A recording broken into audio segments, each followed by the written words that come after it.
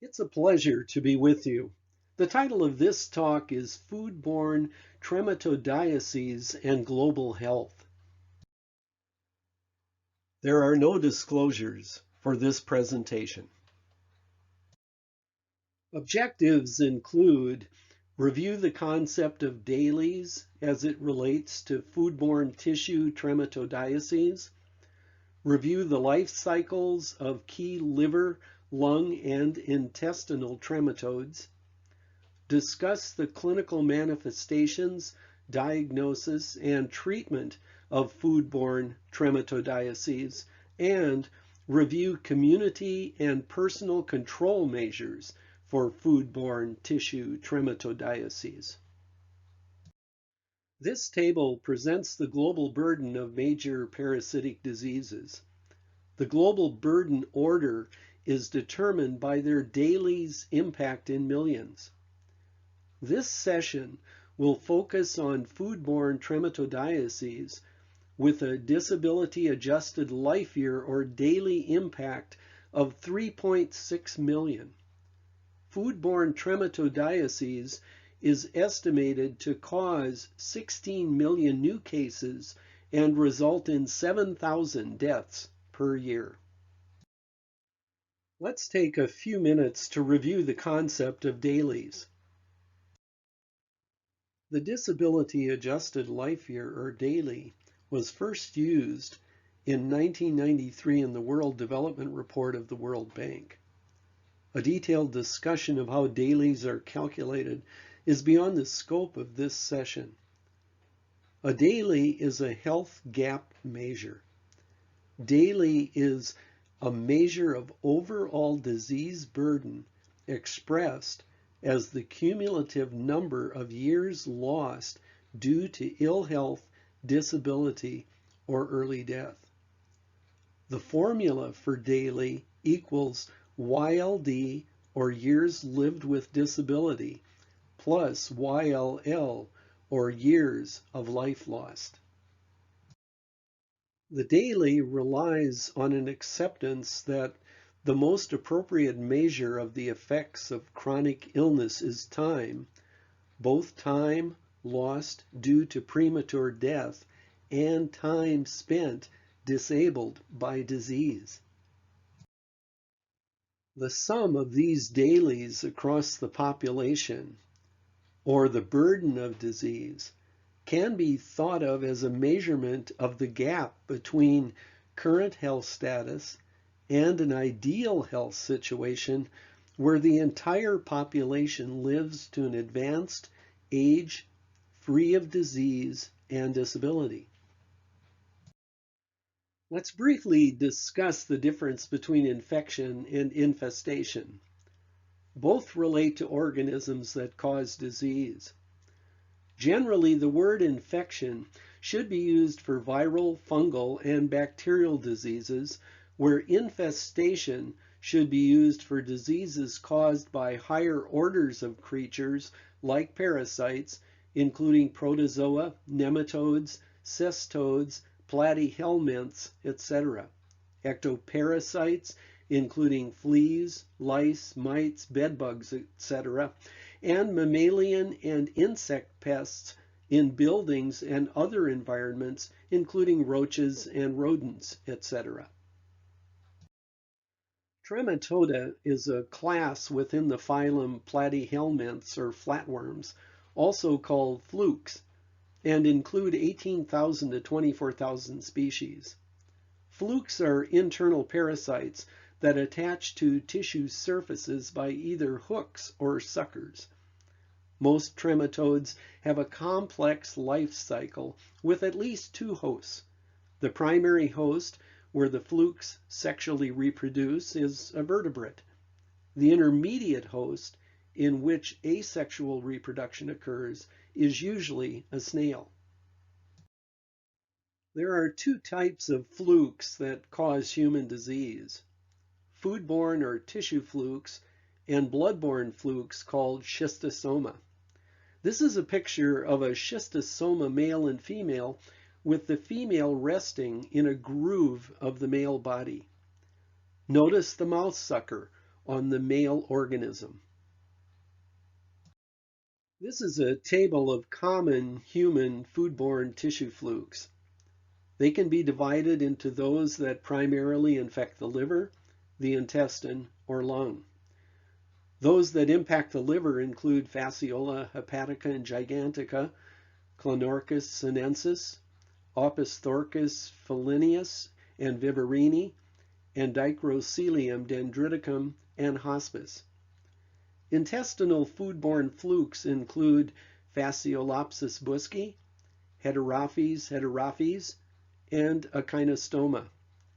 There are 8 common species of Echinostoma. The lung fluke is Paragoniumus. There are 9 common species of Paragoniumus. This is a simplified diagram of the general life cycle of foodborne tissue trematodiases.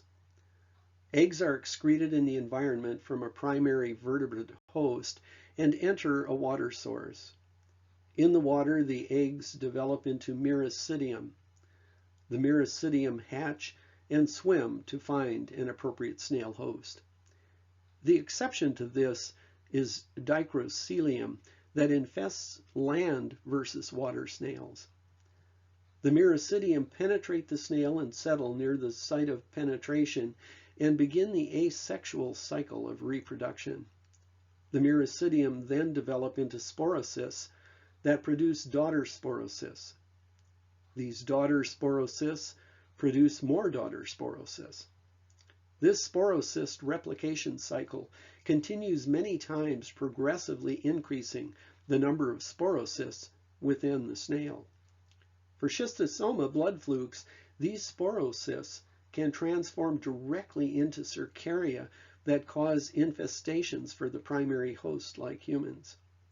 For foodborne tissue flukes, these sporocysts eventually transform into rediae and then into cercaria that emerge from the snail. These cercaria develop into metacercaria that infest various food sources, including on vegetation for Fasciola and Fasciolopsis, on fish for Clonorchis, Opisthrochis, and Heterophyes, on crabs and crayfish for Paragoniumus, on other snails for Echinostoma, and in ants for Dicrocelium. A metacercaria is an encysted cercaria that's resting. When ingested by the definitive host, these metacercaria exist as larvae and develop into adult flatworms or flukes that reproduce eggs via the sexual cycle of the organism. These eggs are excreted into the environment, completing the life cycle of these flukes. Let's consider Paragonimus, the lung fluke, for a few minutes. Paragonimus is most commonly passed to humans by eating raw or undercooked crabs or crayfish that are infested with metacercaria. This lists common species that infest humans. Paragonimus westermanni complex is the most common species in Asia, particularly Japan, Thailand, Southeast Asia, and Korea, West Africa, South and Central America, particularly Peru and Ecuador. Paragonimus mexicanus and ecuadoriensis is seen in South and Central America, particularly in Mexico, Costa Rica, Ecuador, and Peru. Paragonimus africanus in West Africa, and Paragonimus uterobilateralis also in West Africa. The name uterobilateralis is descriptive of this organism since this fluke has 2 uterine cavities. Other species include Paragonimus heterotremus, common in Asia, Calicati in North America, and the Scrigibini complex and Miyazaki in Asia.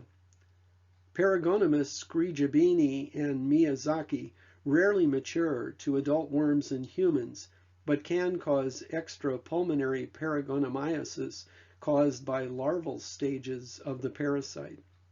Humans are an accidental host for Paragonimus scrigibini and Miyazaki. The larval disease is described as viscera larva migrans. This diagram demonstrates the Paragonimus life cycle in humans. This is the sexual reproduction cycle of the parasite. Primary hosts ingest viable metacercaria, commonly from eating raw or undercooked infested crabs or crayfish. Primary hosts include dog, cats, humans, and pigs. These metacercaria exist in the duodenum. The larva form of the parasite then penetrates through the bowel wall into the peritoneal cavity, through the diaphragm, and into the lungs.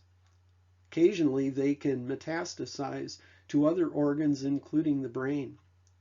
In the lungs, they enter the bronchioles. This whole process of existing to entering the bronchioles may occur within days to weeks. In the bronchioles, the worms mature to egg-producing adults. Groups of 2 to 3 adults live within a fibrotic capsule within the bronchioles. This capsule has an opening, allowing unembryonated eggs produced by the adults to enter the bronchioles. These eggs are then excreted into the environment through the sputum or feces. Unembryonated eggs can be detected in the sputum and feces approximately 8 weeks after ingestion of metacercaria from Paragoniumus westermanni. These unembryonated eggs in the feces come from eggs in the trachea being swallowed and subsequently passing through the gastrointestinal system. These eggs prefer being laid in cool, clear-running streams, the preferred habitat of the snail intermediate hosts. Miracidium develop and hatch from these eggs, swim to find appropriate snail hosts, infest the snail, and begin the asexual reproduction cycle of the parasite previously discussed. Let's spend a few minutes talking about incubation, prepatent, and patent periods, since these are important when discussing parasitic diseases. The incubation period is the time from exposure to an infectious agent and the onset of disease or symptoms. The prepatent period is the period between infestation with a parasite and the demonstration of the parasite in the body, especially as determined by the recovery of a parasite form, such as oocysts or eggs from the blood or feces. The patent period is the time in the course of a parasitic disease like malaria or Paragonimiasis, during which the parasitic organism can be demonstrated in the body. For Paragonimiasis, the prepatent period is variable, but generally 8 weeks. The patent period can be up to 5 to 20 years without treatment. There are 2 clinical forms of Paragonimiasis. 1, pulmonary disease with or without extrapulmonary complications, generally caused by Paragoniumus westermanni, Heterophyes, africanus, uterobilateralis, and calicati. A form of Paragoniumus westermanni that is larger, produces more eggs, and elicits greater disease has been described in Japan, Korea, Taiwan, and parts of eastern China. 2, viscera larva migrans symptoms caused by other Paragoniumus species like Paragoniumus scrigibini and Miyazaki occur when humans are an accidental host. Visceral larva migrans signs and symptoms are similar to those caused by Toxocara canis, associated with migratory allergic subcutaneous nodules containing larvae or juvenile worms, along with pleural effusion and invasion of the brain. Pulmonary disease usually has an insidious onset and is chronic. Symptoms and signs of pulmonary disease include cough and dyspnea or shortness of breath. Symptoms may often be inapparent or mild. Heavy infestations are associated with paroxysmal coughing that may result in a brown-colored, blood-tinged sputum due to the presence of Paragoniumus eggs. Occasionally, hemoptysis can be severe. Other pulmonary manifestations include pleural effusion, pneumothorax, bronchiectasis, and pulmonary fibrosis with clubbing of the fingers. Extrapulmonary signs and symptoms of pulmonary Paragonimiasis may include involvement of the liver, spleen, the abdominal cavity, intestinal wall, intra-abdominal lymph nodes, skin, and central nervous system, CNS. CNS signs and symptoms can include meningoencephalitis, seizures, space-occupying lesions due to the invasion of the brain with adult flukes. These extrapulmonary signs and symptoms usually occur within a year of the pulmonary infection. Symptoms often subside within 5 years, but may last as long as 20 years. Diagnosis is by microscopic examination of stool, sputum, pleural effusion, cerebrospinal fluid, and other tissue specimens for eggs. Antibody tests for Paragoniumus westermanni may be helpful. These are available at the Centers for Disease Control and Prevention and are sensitive and specific. Serologic tests can be especially useful for early infestations prior to maturation of flukes or for ectopic infestations where eggs are not passed in the stool. Charcot-laden crystals and eosinophils in sputum are helpful, but not specific for Paragonimiasis.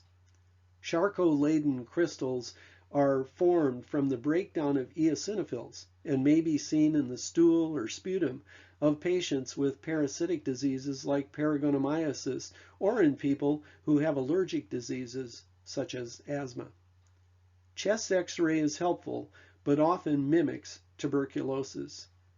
Misdiagnosis is likely unless Paragonimiasis is thought of in the differential diagnosis.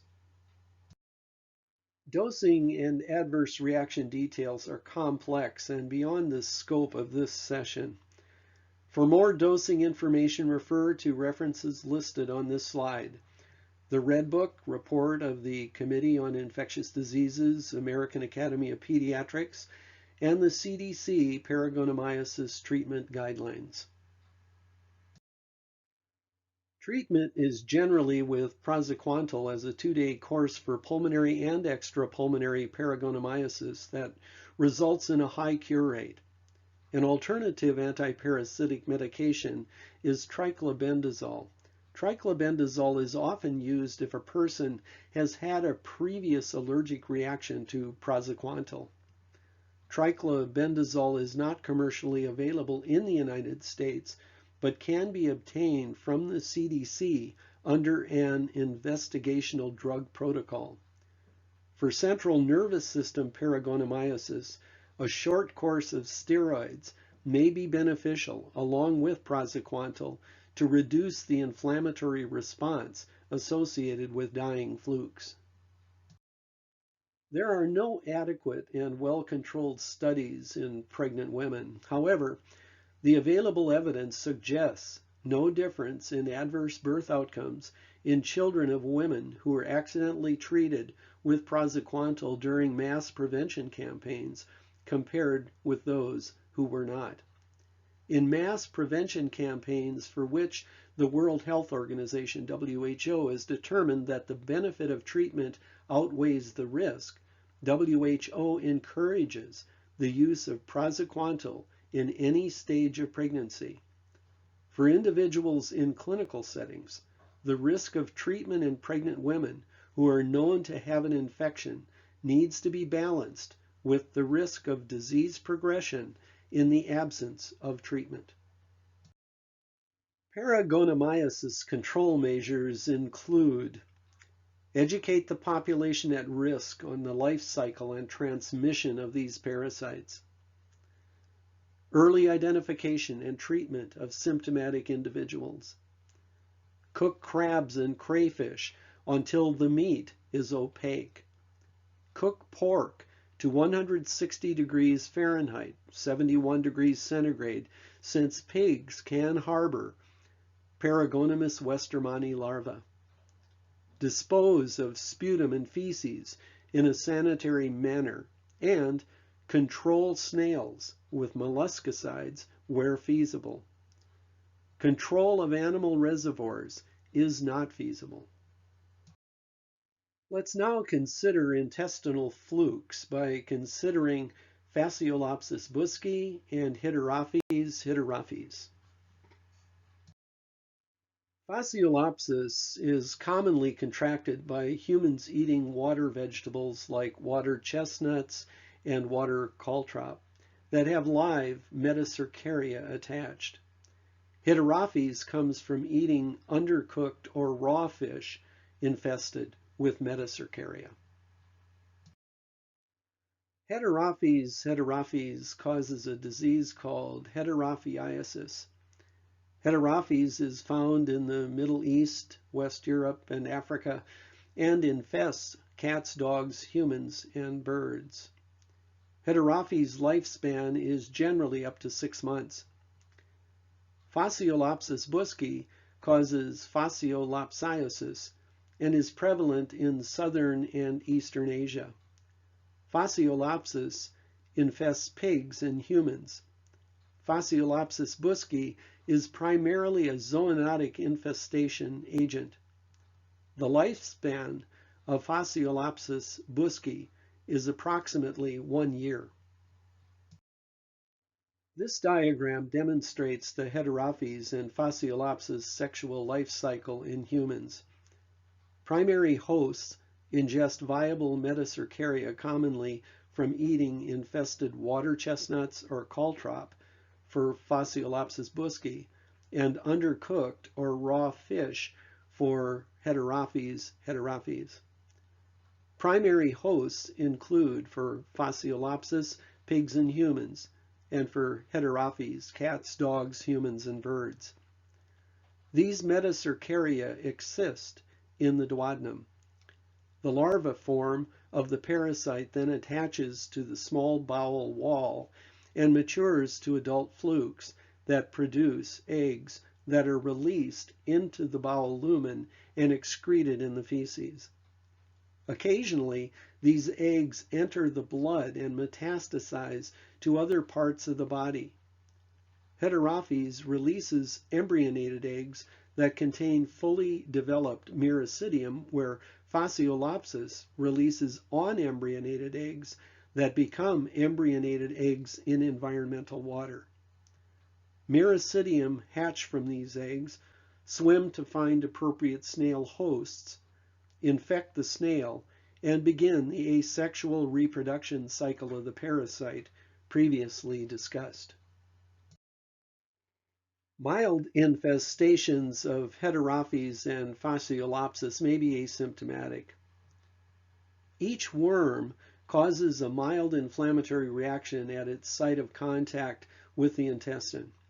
In heavy infections with Heterophyes, which is common, this inflammation causes damage to the mucosa and produces abdominal pain and diarrhea. Occasionally, Heterophyes eggs enter the blood and metastasize to ectopic sites in the body. The heart can be affected with tissue reaction in the valves and myocardium that cause heart failure. Eggs can also get into the brain or spinal cord and cause neurological disorders and sometimes fatalities. Diarrhea, abdominal pain, and bowel obstruction has been seen with heavy infections of Fasciolopsis buski. Occasionally, Fasciolopsis buski infestation has also been associated with ascites and edema. The diagnosis of Heterophyes and Fasciolopsis generally depends on the identification of eggs in stool specimens. Fasciolopsis eggs are much larger at 130 to 140 micrometers in length versus Heterophyes at 28 to 30 micrometers. It's also common, as with other parasites, to see increased eosinophils in the blood with these intestinal flukes. The prepatent period, or the time from infestation to when the parasite can be detected, is approximately 3 months for Fasciolopsis buski and 1 to 2 weeks for Heterophyes. The patent period, or time the parasite can be detected in the body, is approximately 1 year for Fasciolopsis buski and 2 to 6 months for Heterophyes. The recommended treatment for Heterophyes and Fasciolopsis infestation is praziquantel given in 3 doses over 1 day. Control measures for Fasciolopsiasis include prohibit use of night soil or human waste for fertilization, or appropriately treat night soil to destroy eggs. Bar pigs from contaminating areas where water plants are grown, like water chestnuts and water caltrop, and treat suspected water vegetables to destroy metacercaria, like immersing them in boiling water prior to eating. For Heterophyes, avoid eating infected, undercooked, smoked, or pickled freshwater fish from endemic areas. Thoroughly cook and irradiate fish, or freeze at -10 degrees centigrade, 14 degrees Fahrenheit for 5 days to destroy the metacercaria. General control measures for both Fasciolopsiasis and Heterophyes includes early identification and treatment of symptomatic individuals, and educate the population at risk on the life cycle and transmission of these parasites. Once again, infestation with Fasciolopsis can be avoided by not ingesting infested water chestnuts or caltrop. Infestation with Heterophyes can be avoided by not ingesting raw or undercooked fish. Let's now consider liver flukes: Fasciola hepatica and gigantica, Clonorchis sinensis, Opisthrochis, Fellinius, and Viverini, and Dicrocelium, Dendriticum, and Hospice. Fasciola hepatica and gigantica are commonly transmitted by eating infested water vegetation. Clonorchis sinensis and Opisthrochis, Fellinius, and Viverini from eating raw fish, and Dicrocelium dendriticum from eating ants. Fasciola hepatica and gigantica cause a disease called fascioliasis. Fascioliasis is found in Europe, the Americas, Asia, Africa, and Oceania. Fasciola gigantica causes outbreaks in South Asia, Southeast Asia, and Africa. Fasciola infests sheep and cattle, the major primary host, but also infests humans. The lifespan of Fasciola is generally 9 to 13 years. Clonorchis sinensis causes a disease called clonorchiasis. Endemic areas include East Asia, including Korea, China, Taiwan, and northern Vietnam, and far eastern Russia. Cases of clonorchiasis have been reported in non-endemic areas, including the United States, typically in Asian immigrants or following ingestion of infected, undercooked, or pickled freshwater fish imported from endemic areas. Other than humans, dogs, cats, pigs, and other fish-eating animals can be infected. The lifespan of Clonorchis can likely be years. Opisthrochis causes a disease called Opisthrochiasis. Opisthrochis viverini is found mainly in northeast Thailand, Laos, Cambodia, and central and southern Vietnam. Opisthrochis fellinius is found mainly in Italy, Germany, Belarus, Russia, Kazakhstan, and Ukraine. Travelers to Asia or Europe who consume raw or undercooked fish are at risk for liver fluke infection. Lightly salted, smoked, or pickled fish may contain infectious parasites. Opisthrochis infests cats, dogs, and various fish-eating mammals, including humans. The lifespan of Opisthrochis can be 25 to 30 years.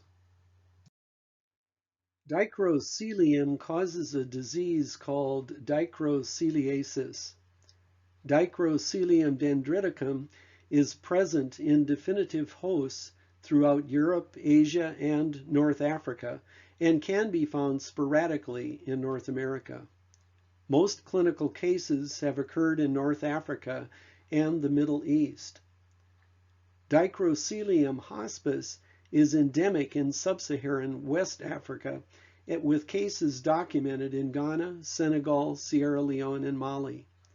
Ruminants, especially cattle and sheep, are the normal definitive hosts, along with humans that consume infested ants. Ants are often ingested inadvertently when eaten along with other food products. Infestations have been identified in various non-human primate species and domestic dogs. The lifespan can likely be years. This diagram demonstrates the Fasciola, Clonorchis, and Opisthrochis sexual life cycle in humans. Primary hosts ingest viable metacercaria, commonly from eating infested watercress or other water vegetables for Fasciola, and raw or undercooked fish for Clonorchis and Opisthrochis. Primary hosts for Clonorchis and Opisthrochis are humans and other mammals. Primary hosts for Fasciola include humans, sheep, and cattle. These metacercaria exist in the duodenum within approximately 48 hours. The larva form of the parasite then enters the bile duct via the ampule of Vater. For Fasciola, the larva also can penetrate into the peritoneal cavity and subsequently into the liver. In the liver and bile ducts, these parasites mature to adult flukes that produce eggs that are released into the bile ducts and eventually excreted into the feces. Fasciola releases unembryonated eggs into the environment that become embryonated and develop into miracidium in contaminated water sources. Clonorchis and Opisthrochis excrete embryonated eggs. Miracidium hatch from these eggs, swim to find appropriate snail hosts, infect the snail, and begin the asexual reproduction cycle of the parasite previously discussed. Drinking river water or other non-potable water will not lead to infection with Fasciola, Clonorchis, and Opisthrochis liver flukes. This diagram demonstrates the dicrocilium sexual life cycle in humans. Primary hosts ingest viable metacercaria, commonly from eating infested ants. Primary hosts for dicrocilium include sheep, cattle, humans, and other mammals. These metacercaria exist in the duodenum. The larva form of the parasite then enters the bile ducts. In the liver and bile ducts, dicrocilium matures to adult flukes that produce embryonated eggs that are released into the bile ducts and eventually excreted into the feces. The land snail intermediate host ingests the embryonated eggs, miracidium hatch, and the asexual snail cycle is initiated as previously discussed. Cercaria are excreted from the snail into slime balls that are ingested by ants. Metacercaria develop in the ants, completing the cycle. These pictures are from infested goats with Fasciola hepatica. The picture on the left shows the marked thickening and fibrosis of bile ducts caused by inflammation due to the fluke infestation. The right picture shows adult Fasciola hepatica flukes within bile ducts. The prepatent period, or the time from infestation to when the parasite can be detected, is approximately 3 to 4 months for Fasciolopsis and as early as 3 to 4 weeks for Clonorchis and Opisthrochis. The patent period, or time the parasite can be detected in the body, is generally years. For Fasciolopsis, the patency can be 9 to 13 years, and for Opisthrochis, it can be as long as 25 to 30 years.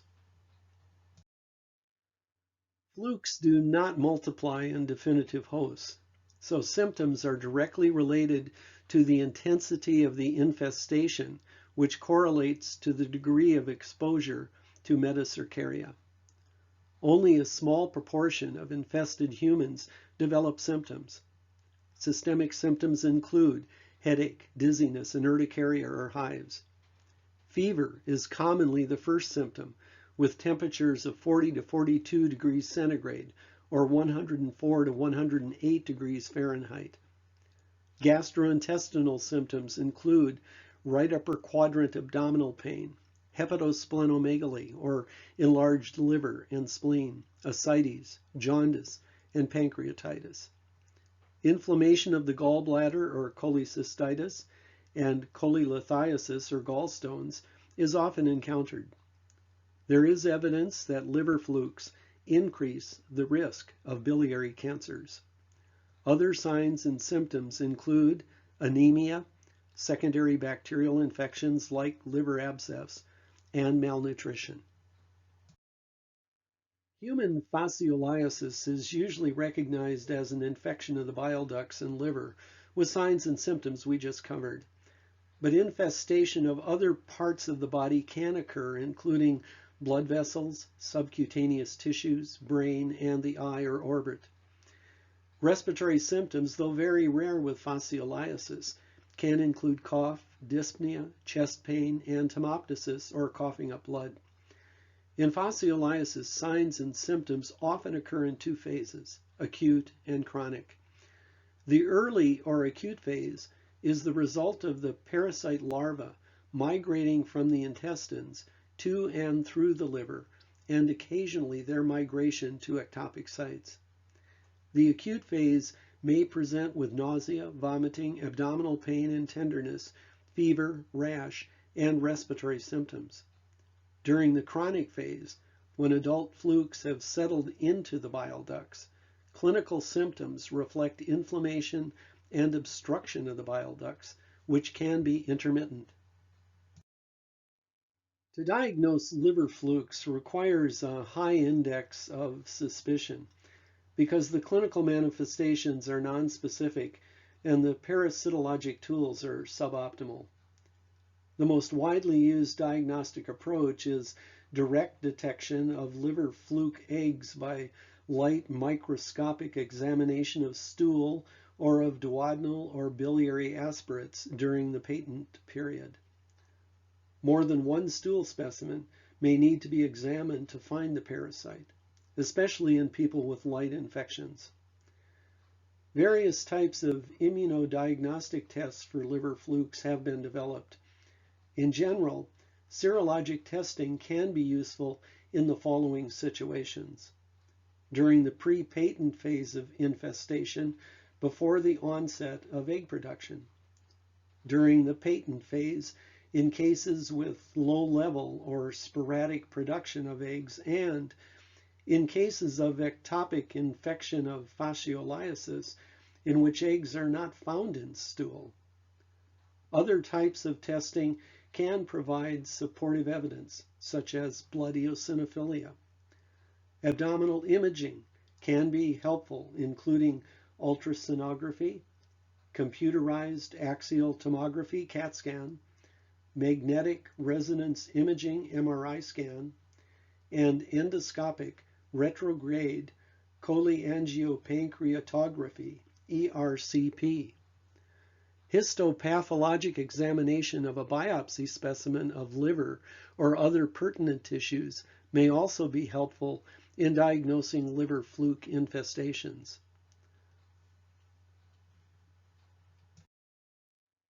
False fascioliasis, pseudo-fascioliasis, refers to the presence of Fasciola eggs in the stool because of recent ingestion of contaminated liver containing non-infective eggs.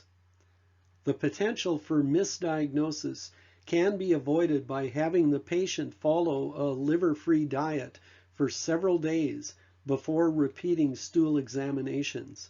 In addition, serologic testing may be useful to exclude infection. As previously mentioned, dosing and adverse reaction details are complex and beyond the scope of this session. For more dosing information, refer to references listed on this slide. The Red Book, Report of the Committee on Infectious Diseases, American Academy of Pediatrics, and the CDC Treatment Guidelines. This table lists common treatment recommendations for liver flukes. For fascioliasis, triclobendazole and nitroxoxanide are commonly recommended. For Clonorchis and Opisthrochis, praziquantel and albendazole are recommended. Praziquantel and triclobendazole are recommended for dicroceliasis. This table lists disease-specific and general control measures for liver flukes. For fascioliasis, avoid eating contaminated water vegetables like watercress, and avoid using animal feces to fertilize water plants. For Clonorchis and Opisthrochis, avoid eating undercooked, smoked, or pickled freshwater fish from endemic areas. Thoroughly cook, irradiate fish or freeze at -10 degrees centigrade, 14 degrees Fahrenheit, for 5 days to eliminate metacercaria. For dicroceliasis, avoid eating ant-contaminated food from endemic areas. General control measures for all liver flukes include early identification and treatment of symptomatic individuals. Develop and implement policies to control infested food chain liver products to eliminate any possibility for foodborne infection. Drain land or use molluscicides to eliminate water snails as feasible to control fascioliasis, clonorchiasis, and opisthrochiasis. Assure sanitary disposal of human feces. Prohibit use of night soil or human feces for fertilization of plants, and, in endemic areas, prohibit use of animal feces for fertilization. In summary, foodborne tissue trematodiases are fourth as measured by DALYs in global parasitic disease impact. There are 3 categories of tissue flukes that cause disease in humans: lung, liver, and intestinal. All foodborne tissue flukes have snail intermediate hosts. The patency of foodborne tissue flukes is generally years. Major control measures for foodborne trematodes aim at eliminating metacercaria in various food sources. Take your public health practice skills to the next level. Our specialized certificate courses give you an opportunity to work systematically through a public health topic and demonstrate your understanding of that material in a capstone project. Learn more and sign up at ndphtn.com/certificates.